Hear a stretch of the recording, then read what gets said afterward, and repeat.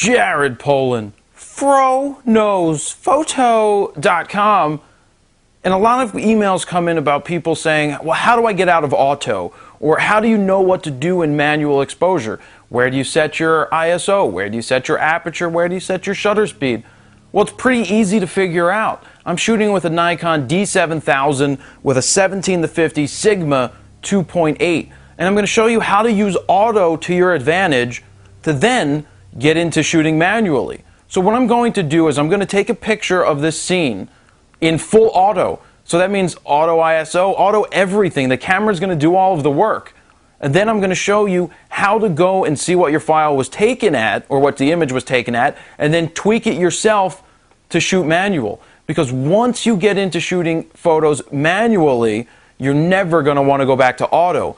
Auto is going to help you at the beginning to get a starting point. But once you get out of auto, the whole world opens up for you, because you can make better decisions 9 out of 10 times than what the camera can make. So let's look at this scene. Let's see what the camera is going to do in full auto. I've turned it to the no flash. I don't want the flash to pop up.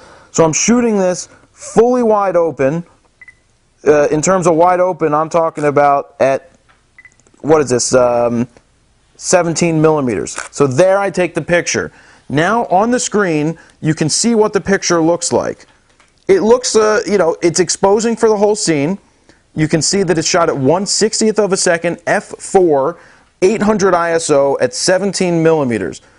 Personally, what would I do next? Well, now that we know where it says auto, it's going to say 800 ISO. Take your camera out of auto, put it in the manual, get your ISO set to where you want it. In this case, it's going to be 800 ISO.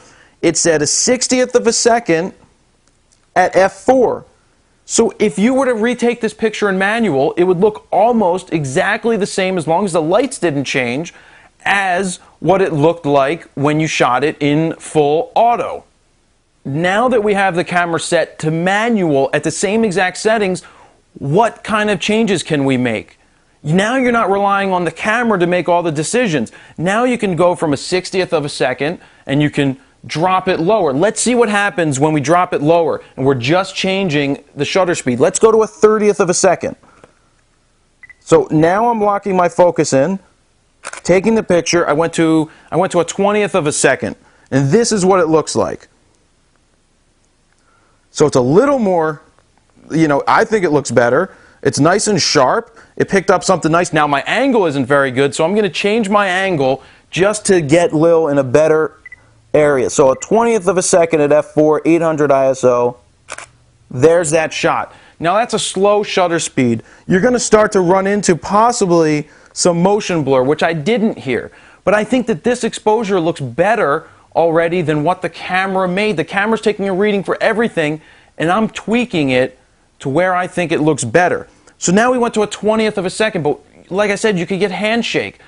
What can we do to let more light in and speed up our shutter? Well, we're at f4.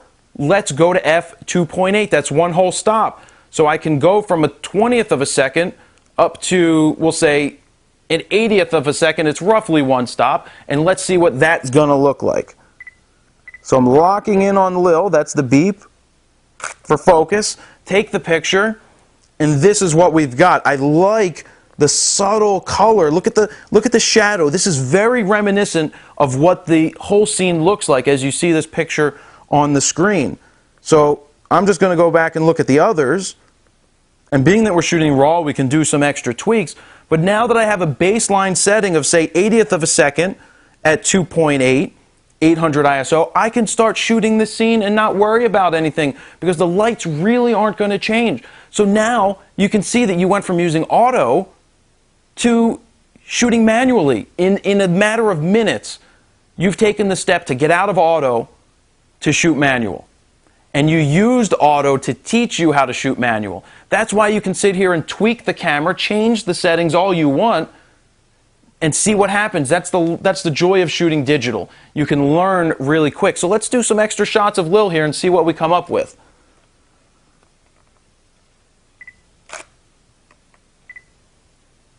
Hey, Lil. What you doing? I don't know. I'm trying to do the puzzle and I can't get it. Ah, so these look a little dark. So now you can see on the screen that she looks a little dark because I zoomed in to 35. What can we do to add more light? Well, let's bump the ISO instead of dropping the shutter speed. I am going to go I'm going to go to 1600 ISO, shoot everything at the same. Keep working, Lil. Go ahead, you can keep doing your puzzles. Wait a minute. What do you want me to do? Just keep doing your puzzles. You don't have to worry about me. So here we go. We just changed it to one whole stop, and that looks much better. Nice and sharp.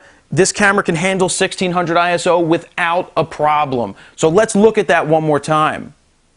So on the screen, you can see the difference between these two images. We went from shooting at 80th of a second, 2.8 at 800 ISO to 80th of a second at 2.8 at 1600 ISO, and you can see the difference. It's not as dark, but again, I probably would be able to correct the RAW file if I really wanted to, but we're in the game of getting it right as much as possible in the camera and using the RAW file to tweak it to make it even better. Keep in mind, you don't want to be too far off with your RAW file because that's when you start running into noise and grain issues. So I'm going to keep shooting here while Lil is doing her thing.